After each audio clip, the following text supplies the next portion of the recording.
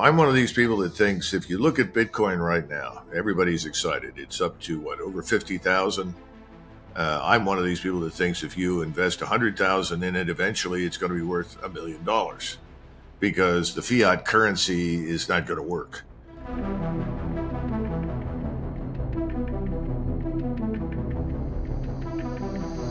And no one is really enthused about the bank issuing digital currency. I mean, you might as well stick with fiat currency. You still have no control over your own destiny. So the only way to get control of your own destiny right now in the West is Bitcoin. Despite its increasing popularity and growing efforts to educate all categories of investors, Bitcoin is still considered somewhat of a pariah in some circles in the investment world, especially among older investors. So, not only is it rare to see people in this category openly endorse Bitcoin, but it is even rarer to hear them warn about the consequences of not investing in Bitcoin. Yet, retired US Army Colonel Douglas MacGregor is so convinced of Bitcoin's merit as an asset that he describes it as the only solution to the many economic and financial challenges in the world today. The retired colonel recently had an interview with Natalie Brunell, during which the two spoke at length about MacGregor's economic outlook for the United States and the overall global economy. His outlook is as gloomy as expected. Like every other US citizen not completely taken in by the official narrative that all is well, and we can afford to print our way out of this huge mess, MacGregor does not have a lot of faith in the country's ability to continue on this path for much longer, unless an immediate solution is proffered. MacGregor's solution is Bitcoin. He strongly believes the leading cryptocurrency is the key to establishing a stronger, transparent, and accountable financial system that will, unlike the present system, not only serve the interest of the rich and powerful. During his discussion with Natalie, MacGregor also gave a dire warning about the US Federal Reserve, the global elites, and the political class. According to the retired colonel, who runs an organization focused on uniting Americans to create a stronger, more prosperous, and secure country, the world is essentially controlled by the rich and powerful, and they would do everything possible to hold on to power. MacGregor also warned of an impending bubble, and how only Bitcoin can save you from all-out chaos and disaster. As we bring you clips from the interview, please take a little time to like this video, subscribe to the channel, and turn on post notifications for more videos like this.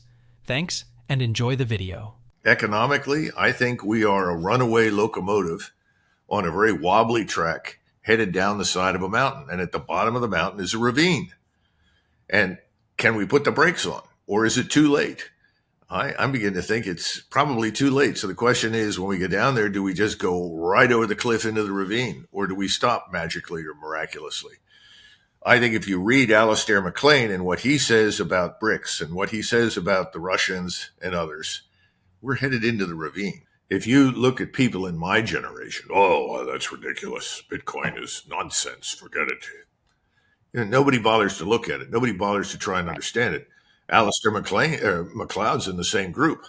And he says gold, gold, gold, gold, gold, which is fine, but he just ignores Bitcoin for all the same reason. Oh, well, that's just like fiat currency. No, it isn't. We know that's not true. We know there's a limited amount of it, just as you have a limited amount of gold. We know that you can't get access to it and steal it.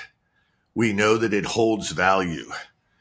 Eventually, I think we in the West will have to go to Bitcoin because we can't go to the gold-backed solution. If we try to do that, we'll simply fail. I don't think we have enough gold to do it. So what do you do? If your fiat currency is no longer worth anything, and I think we're on that road, what do you do? Bitcoin. Now, if it weren't valuable, look, Natalie, if it weren't valuable and we couldn't go to it, why would the banks want to issue their own digital currency? But remember, everybody my age, if you're over 50, the attitude is forget it, it's nonsense. And that's true for a lot of different things. You have to keep in mind the principal purpose right now of government in the West and governments in general, but particularly today ours. It's control. Why would you adopt something that you do not control? Now, what did we do before we had a Federal Reserve? We resisted the national bank for years. We fought against it. We did have crises of various types and kinds. The government did not intervene in those crises. Everyone did not starve to death. Some people went broke, others got rich, and we continued to develop and grow as a nation and as an economy. The first time the government intervened in a crisis was 1929. And up until that point, where there had been no outside intervention. But the intervention came as a result of the Federal Reserve. Intervention means control. Control means that you are hostage to the government. More precisely, the international finance system, which is a banking cartel. Everything is mortgaged to that. Nobody wants that to stop who has money.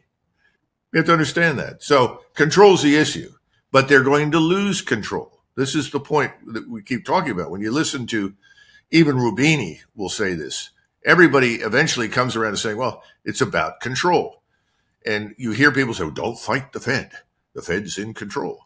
Well, I don't think the Fed's quite in the same position of control that it once was, and I think it's going to lose control. And then the effort will be to get it back. But what if you can't get it back? Then you have to go to an alternative, and that is Bitcoin, in my judgment. MacGregor believes it is only logical for the United States to adopt Bitcoin because of all of its strong qualities. However, he knows that the ruling class, which is essentially controlled by the banking cabal, will not do that without putting up a fight. But what happens when they can no longer fight what's coming? When people see them for what they are, and everyone realizes how corrupt the system is? When that happens, MacGregor is certain we will finally have a revolution. However, this revolution will not come until the next big crisis hits. According to the retired Army colonel, this crisis will be the mother of all crises because of the massive debts in the system. Here are more clips from the interview. Well, you're talking about the mother of all bubbles.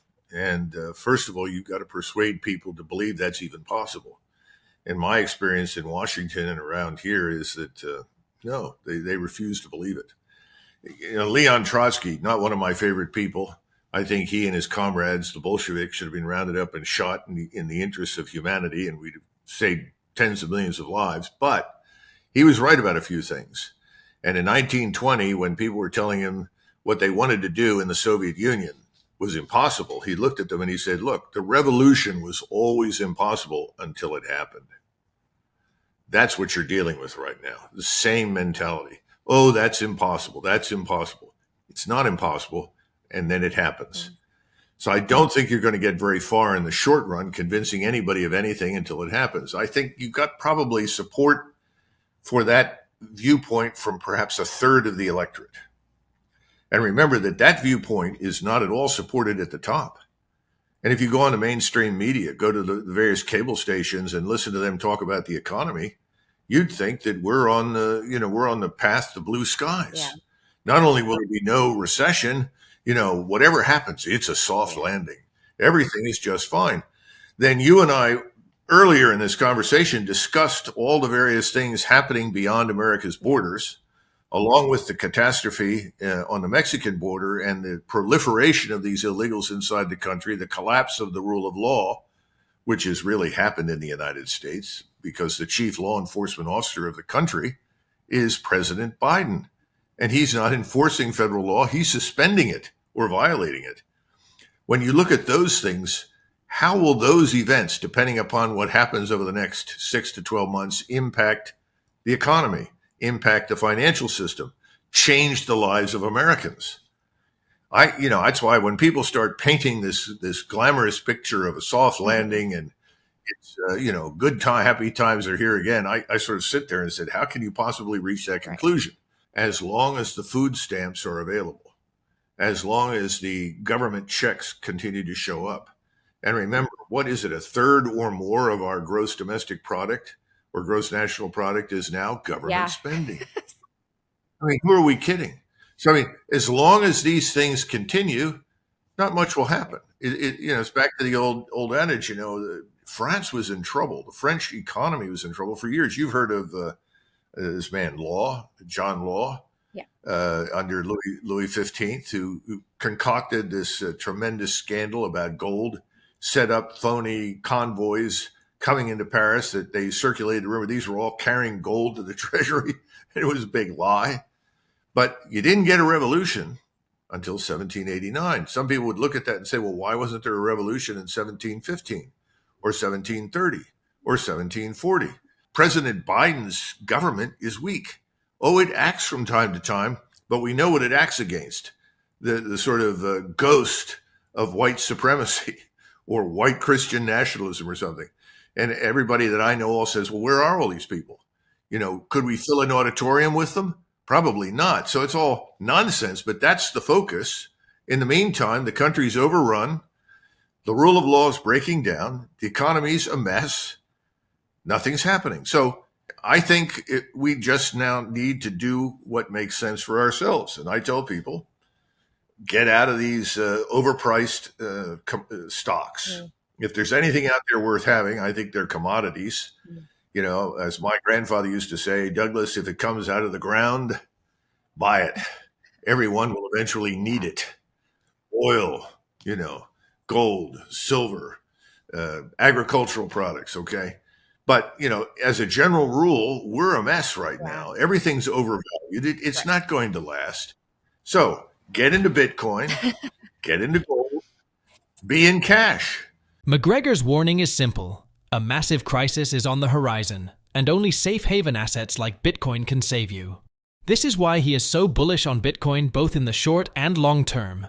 He predicts that Bitcoin will easily go 10x from here when the crisis begins, and a $100,000 investment in the leading crypto asset will easily fetch you $1 million in no distant future. In other news, Robert Kiyosaki, the author of the best-selling finance series Rich Dad Poor Dad, has given his updated price prediction for Bitcoin in 2024. According to the popular writer and investor, Bitcoin might only be months away from hitting $100,000. In a recent post on social media platform X, Robert informs his followers that Bitcoin is rapidly heading towards six figures. His post simply reads, Bitcoin to $100,000 by June. In another post, Robert announces that he does not trust the Fed, but trusts gold, silver, and Bitcoin. Please share your thoughts on MacGregor's and Robert Kiyosaki's Bitcoin predictions and overall outlook on the US and global economies. Also, ensure you like this video, subscribe to the channel, and turn on post notifications for more videos like this. Thanks for watching.